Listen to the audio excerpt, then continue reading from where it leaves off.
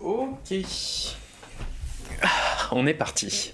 Hello tout le monde, vous regardez Nightech, c'est Thomas, et cette semaine, avec Noël qui approche, je vous avoue que j'avais pas spécialement envie de vous parler d'un objet technologique en particulier, j'avais plutôt envie de simplement discuter avec vous, et même de dresser un petit peu le bilan de ce que Nightech a pu devenir en 2022.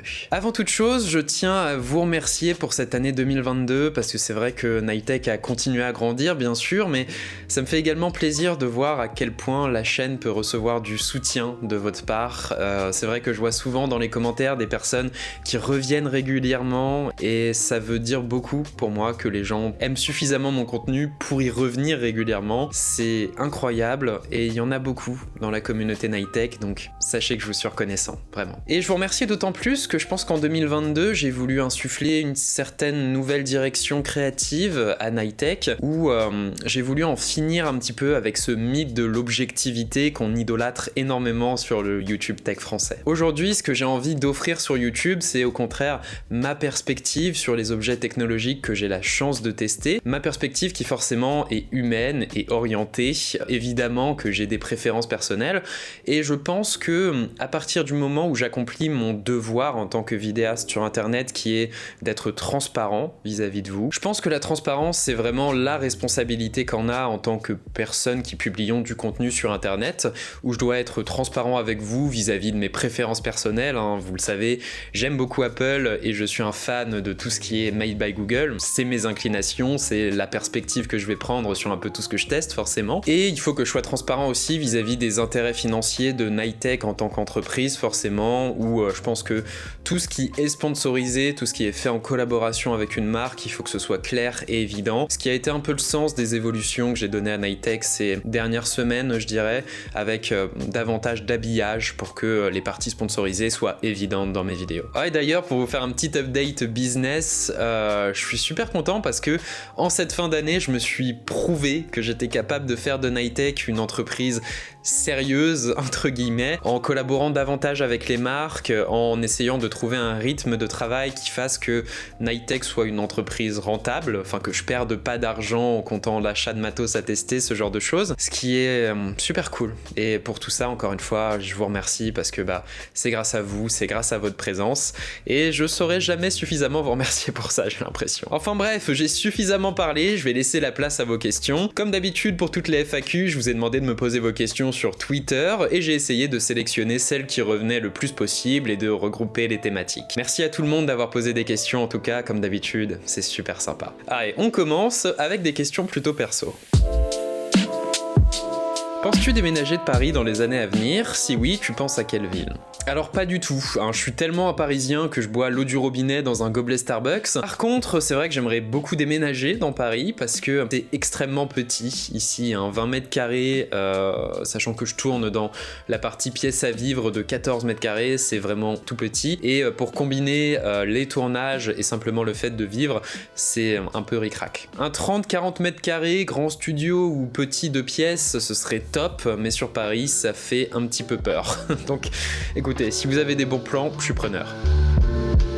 Combien de temps ça te prend pour écrire une vidéo, la shooter, l'éditer? Est-ce que tu t'es amélioré? Et est-ce que tu utilises un téléprompteur? Alors effectivement, les différentes phases d'une vidéo, pour moi, c'est d'écrire le script d'abord, où je l'écris presque mot pour mot, le shooter, où je réalise environ entre 100 et 150 plans par vidéo, et je finis à peu près toujours par en utiliser la moitié, ça me permet de faire une petite sélection. Puis sur le montage, où je vais dérusher la partie principale, puis venir l'illustrer avec des plans par-dessus. Je dirais qu'au total, ça doit me prendre 15-20 heures pour boucler une vidéo, peut-être un petit peu plus en comptant la miniature, tout ça, et s'il y a un sponsor aussi, mais voilà, à peu près 15-20 heures, et définitivement je suis plus efficace que par le passé pour le faire, mais j'ai réinvesti le temps que j'ai gagné pour faire des meilleures vidéos simplement. Oh, et j'utilise pas de téléprompteur en passant, hein, pour éviter cet effet de regard intense dans l'objectif parce que je serais en train de lire mon script. Non, j'essaie de simplement délivrer mon script et de rester un petit peu naturel. Déjà que j'ai un peu de mal à le faire,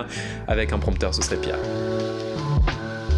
Est-ce que tu attends avec impatience le moteur de recherche Made by Apple et penses-tu qu'il n'est pas trop tard pour Apple face à Google? Alors c'est marrant parce que je pensais que ce sujet était enterré, mais en fait pas du tout. Il y a très régulièrement des rumeurs, depuis pas plus tard que novembre, sur un nouveau moteur de recherche qu'Apple créerait pour concurrencer Google. Alors personnellement, je suis plutôt enthousiaste parce qu'en matière d'usage de mes données personnelles, je suis plutôt partisan d'essayer de pas trop les disperser aux quatre vents. Pour le coup, Apple a toutes les données relatives aux appareils que j'utilise et Google a celles relatives à ma navigation sur internet, où je passe par tous les outils Google. Donc si je pouvais ramener le moteur de recherche chez Apple également, en qui j'ai une confiance relative, disons, pour le traitement de mes données, ce serait cool. Après, niveau produit, je vous avoue que je suis un peu moins enthousiaste, étant donné que Google a prouvé par 1000 fois qu'ils sont plus smart qu'Apple pour proposer ce genre de service. Bon écoutez, si au moins c'est du calibre de Bing, ça vaudra le coup d'essayer. Pourquoi pas.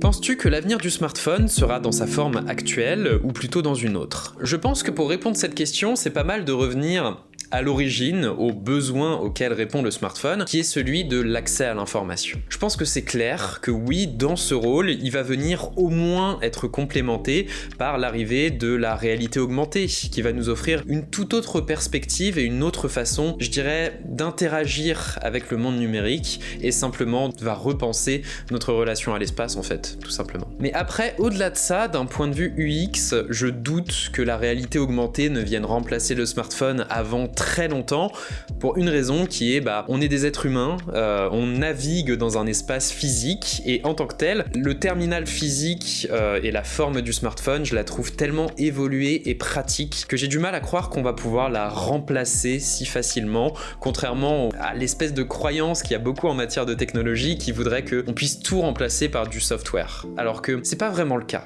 Au quotidien, une attache physique, ça compte énormément. Peut-être qu'on me donnera tort, peut-être en 2023 même, qui sait, ce serait super intéressant de le voir. À court moyen terme, je dirais que j'y crois pas trop. Pourquoi la quasi-totalité des youtubeurs tech finissent par délaisser entre guillemets Android pour toujours prendre le prochain iPhone N+1? Ta question m'a fait réfléchir et je dirais qu'il y a 3 réponses qui sont acceptables socialement à différents niveaux. La première, la plus pratique et la plus safe, c'est de dire que l'écosystème Apple qui inclut l'iPhone est particulièrement optimisé pour la création. T'as un iPhone, tu peux shooter de très bonnes vidéos, les envoyer par AirDrop sur ton Mac, et sur ton Mac, t'as accès à des suites de créativité comme Final Cut, comme Logic, qui sont super faciles à prendre aux mains, très optimisés, très rapides, idéal pour un créatif. Raison pratique, c'est un peu le cas pour moi, je me suis habitué à éditer mes vidéos sur Final Cut Pro, je me vois donc pas sortir de l'écosystème Apple, et donc c'est pratique de rester sur iPhone. Autre raison un petit peu moins acceptable, il y a aussi que c'est vrai que le traitement de l'actualité Apple, ça rapporte simplement plus de vues que celui d'Android, où forcément sur Android, l'intérêt des gens est un peu plus fragmenté que sur iOS, parce que tu peux être intéressé sur Android que par les pixels, ou que par Samsung, ou que par Huawei, ou que sais-je. C'est d'ailleurs pas dû qu'à ça, je pense qu'Apple a aussi une certaine volonté de garder son actualité claire, de pas sortir 15 000 trucs à la fois à chaque fois, ce qui fait que son actualité est facilement lisible, et donc que pour un YouTuber, oui, on sait toujours quoi traiter en matière de news Apple. Pour moi, c'est un petit facteur dans la mesure où je suis plus un testeur que quelqu'un qui va commenter l'actualité Apple. Je le fais pour les keynotes, mais c'est à peu près tout, donc voilà, c'est aussi un facteur. Et la troisième réponse, où vous n'allez peut-être pas forcément me suivre, je dirais que c'est parce que Apple, en tant qu'entreprise et dans son marketing, est pensé pour s'adresser aux créatifs. C'est bête, mais Apple, c'est quand même une entreprise qui est restée focus sur son cœur de métier, sur l'informatique, sur l'électronique en général, et qui, depuis ses débuts, a eu cette attention pour les créatifs, pour les gens qui allaient utiliser leur machine pour créer quelque chose derrière. Et je pense que cette réalité fait que, oui, je peux penser qu'Apple est passionné par le nouveau produit qui va sortir avec, 20% de confiance en le fait qu'ils en aient quelque chose à faire, là où, c'est un petit peu plus dur, je pense, pour Huawei, pour Samsung, où, même s'il y a des équipes passionnées derrière, c'est quand même un conglomérat, quoi. Enfin, ils vendent aussi bien des smartphones que des plaques de cuisson, donc c'est un peu plus difficile de se passionner pour ce que fait l'entreprise, je pense. À ça, tu rajoutes la clarté que j'évoquais précédemment sur ce que propose Apple, et c'est vrai que c'est plus facile, je dirais, de s'attacher à ce que fait cette marque-là plutôt qu'une autre, particulièrement en tant que créatif, justement. Mais pour le coup, je suis ouvert à la discussion, hein, je dis pas que c'est une vérité. D'ailleurs, s'il y a des youtubeurs qui passent sur cette vidéo, n'hésitez pas à dire pourquoi vous utilisez un iPhone si vous le faites, et si vous êtes d'accord avec moi ou pas. Je vais remonter votre commentaire, pas de soucis les gars. Salut Thomas, super ce que tu fais. Juste une question, à l'heure actuelle, est-ce que tu penses ne plus être capable de vivre hors de ce cocon technologique que tu t'es créé? Alors merci déjà, et puis c'est une très bonne question, ça fait écho à des réflexions que j'ai pu avoir ces derniers temps sur mon rôle à la fois en tant que créatif et en tant que personne vis-à-vis de la technologie. Je suis définitivement un petit peu accro à la technologie dans la matière où il y a quand même une bonne partie de mon inspiration personnelle, je pense, qui découle du fait de tester du nouveau matos, de vous en parler, tout ça, ce qui fait que en quelque sorte, oui, je suis attaché au fait de tester les différents trucs qui sortent.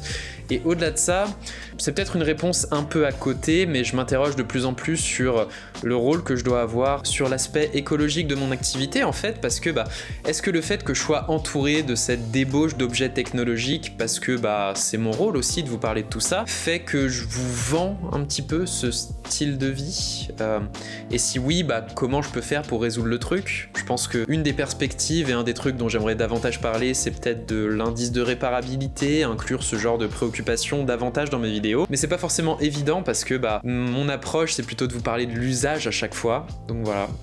Si je trouve une solution, je vous le dirai, et définitivement perso, je suis accro à la technologie, je pense que j'aurais du mal à me séparer des appareils que j'utilise.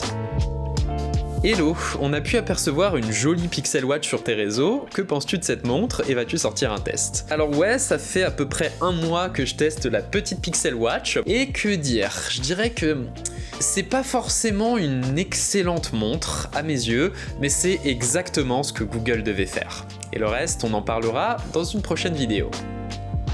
Ressens-tu une frustration face aux limites de l'IA dans l'environnement Apple? Je dirais pas que je le vis comme une frustration dans le sens où j'attends différentes choses d'Apple et Google. Là où Apple est le meilleur, et l'a plus ou moins toujours été, c'est dans l'expérience utilisateur. C'est vraiment dans cette approche qui consiste à toujours rester focalisé sur ce que va ressentir l'utilisateur, à conserver une expérience relativement simple et claire, que ce soit dans leurs produits, mais également dans leur marketing. On en a un petit peu parlé, mais je pense que là où Apple est très fort, c'est dans la maîtrise de l'information et dans la façon dont ils présentent leurs fonctionnalités également, parce que t'auras beau faire la meilleure fonctionnalité du monde, si personne ne la connaît, personne ne l'utilisera. Point. Mais c'est vrai qu'à côté de ça, notamment parce que Apple, je dirais, se permet un petit peu moins que Google d'utiliser les données de leurs utilisateurs. Il n'y a pas de notion de sécurité là-dedans, hein. C'est juste que Google se permet de les utiliser, il les garde en sécurité aussi. Mais c'est vrai que le contre-coup, c'est que Google a toujours été beaucoup plus intelligent et propose des fonctionnalités que je trouve tellement bien pensées, simples et pratiques au quotidien.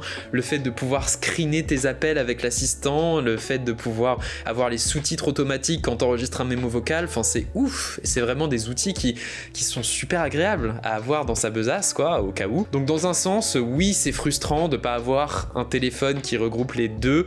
J'accorde un petit peu plus d'importance à ce que fait Google parce que je pense que c'est un taf de ouf qu'on souligne pas suffisamment. Mais voilà, frustré qu'il n'y ait pas un téléphone qui regroupe forcément le meilleur des deux mondes, oui peut-être, mais je me contente d'apprécier les deux et je le vis très bien, disons.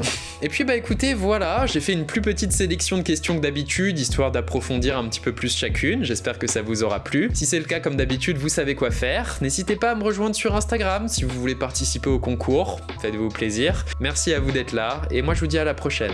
Peut-être pas la semaine prochaine, je vais peut-être prendre une petite semaine off, mais bon écoutez, on se retrouve très vite. Salut.